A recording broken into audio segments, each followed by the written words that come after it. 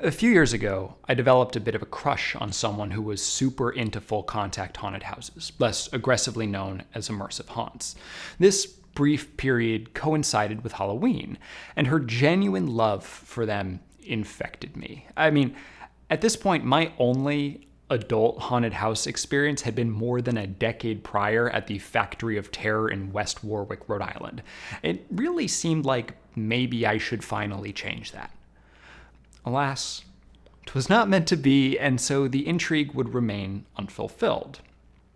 But I don't need her as a companion to get my haunt on, and so each subsequent October, I have spent some time looking into the nearby options. But for one reason or another, never pulled the trigger.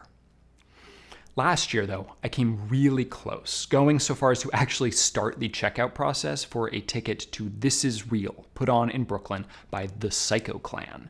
It seemed like Eli Roth's Hostel, except I would be in it, and gosh was I curious. But no one would go with me, and I couldn't actually muster up the courage to do it alone. This year, Psycho Clan came back with something very different.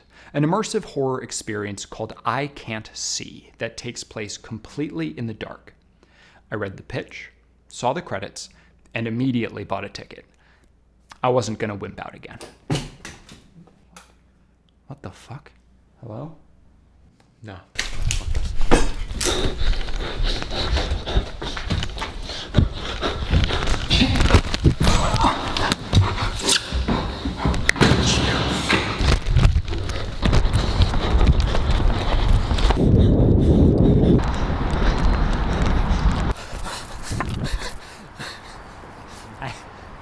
I don't know what that was about.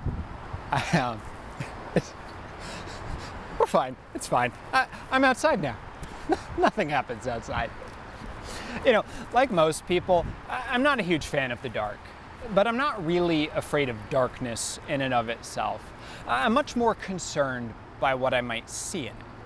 Honestly, the scariest thing in the world to me are dark windows, because in my childhood nightmares, horribly distorted faces would be looking into mine as I slept. I was so disturbed by a bit of Reddit creepypasta about someone realizing that bizarre floating orange orbs she had been seeing in the backyard at night were drags of a cigarette from some unknown stalker watching her sleep, that I began to put pillows up against the blinds in my room to absolutely ensure no one could look inside at night. But once I had done that, everything was okay. As I mentioned, I Can't See is immersive theater, a moving performance that deprives its audience of the main sense others rely on: sight. It is a world you feel, hear, smell, and even taste. They call it an assault on the senses, which I think is a slight exaggeration, but it's surely unlike anything I've ever done. The door to the facility is just steps from the 9/11 memorial. It's been wrapped in black, and a woman, also in black, stands outside. She asks me if I'm ready, tells me to turn to my right and never speak above a whisper.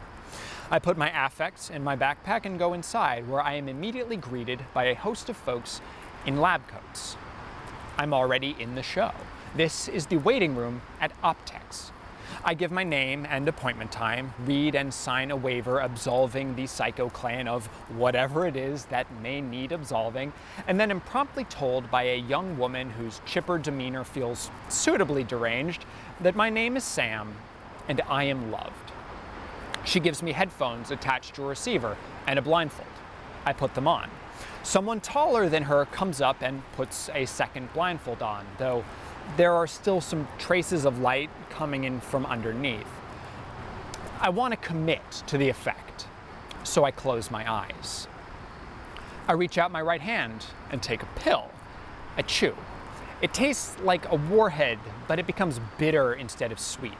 I grimace as the headphones give me instructions, but in the distance I hear screams, and not pre-recorded ones.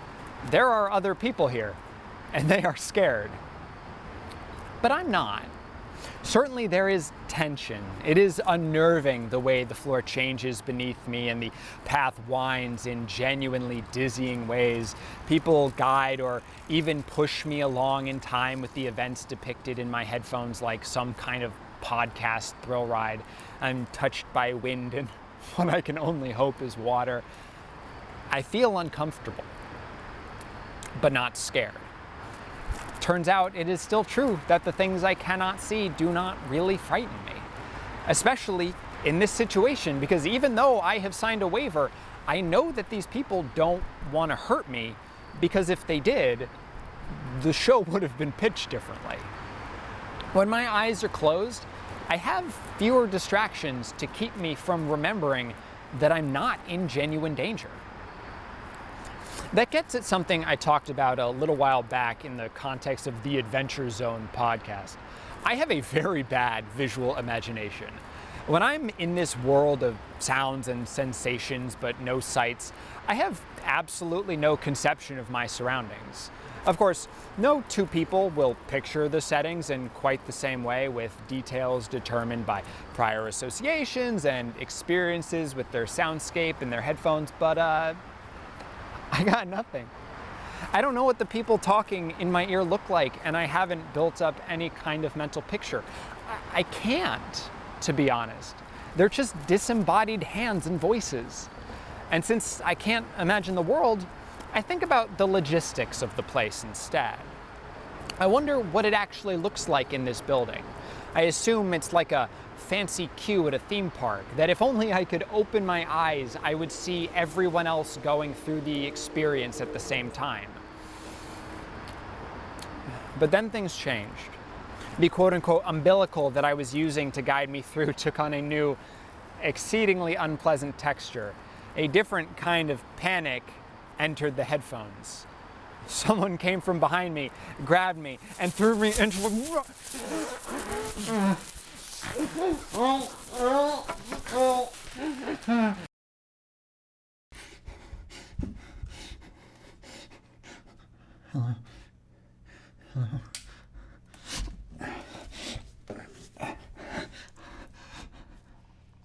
Spoiler warning. What? You didn't give a spoiler warning. That's what this is about. That's what you're doing. Okay. I can give a spoiler warning. Spoiler warning. Spoiler warning. Spoiler warning.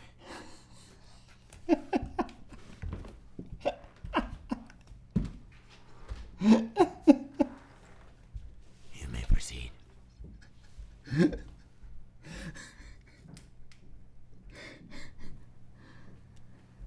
Good to see you again, Sam, said the eerily chipper woman when I was back in the Optex reception area 2 days later. I wasn't sure yet if every patient was Sam or she had actually remembered which new name I was given, but considering the woman outside who had laughed at me just 48 hours prior hadn't remembered my face, any recognition was nice. We are all Sam, I would soon learn. This time, I wasn't alone. Also, Sam was my sister, who had absolutely no idea what she was getting into when she accepted my invitation to come to this thing that I was really annoyed at, but needed to experience for a second time. The truth is, I can't see, and I left on pretty bad terms. Immediately after I was grabbed and thrown into that box, I was told to take off my blindfold. Before me was a door. On it, the words, "Don't die." I stood there, genuinely frightened for the first time about what would be on the other side of it, waiting for an instruction, for a voice in my head to shout, "Run," and I would burst through the door into who knows what, perhaps the seemingly deadly blue light that kept being mentioned. But the instruction never came. Instead, the back of the box opened, and I was escorted out a side door. A slip of paper informed me of my results. I had died. I was a little shocked, confused, frustrated. I told the woman out front what had happened, that I had just stood there until I was thrown out, and she laughed at me. "How much did I miss?" I asked. "Enough." She was lying to me, as it turns out, but she wasn't exactly wrong. I missed one thing, One little critical fact that changed the ending and made my fury almost funny. One thing that arguably was enough. That door doesn't open. At first, I was aghast. There was no way that they would do this to me again like this. Maybe it was like a timed release, and if I just kept trying, it would budge. But no, that thing is sealed shut. There is only one way that the experience ends, no matter what your headphones tell you or what the woman out front wants you to believe. At the beginning, while you're being told the instructions, you hear the phrase, "Don't die," repeated several times, and then a glitch and pitch-shifted voice says, "You are going to die." I didn't remember the voice the first time around, but as I was slamming my body against the door trying to see what was behind, it rang in my head. I had to die. Someone who probably wasn't Albert Einstein famously said, the definition of insanity is doing the same thing over and over again and expecting a different result. And this revelation about the true nature of I can't see made me feel a little crazy. I wasn't thinking practically or thematically when I righteously indignated on Twitter about how much I hated the way my experience ended. I can't see is about the loss of control. You are told what to do and how to do it, being physically guided from moment to moment and never doing anything that you aren't told to do. You are powerless and pitiful. You are going to die, but it doesn't matter because you don't matter. Again, all of this is right there in the text. That same introduction that tells you your fate also tells you what kind of person you are, and it's not good. You're weak, and you will never succeed. For a brief moment in that box, you may feel like you have power.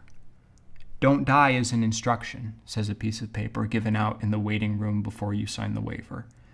And when you stand there, wondering whether you should go, you believe that there is a choice. But that belief ends when you try to turn the knob, because there is nothing that you can do to stop it. You're gonna die. You're going to die. You're going to die. You're going to die.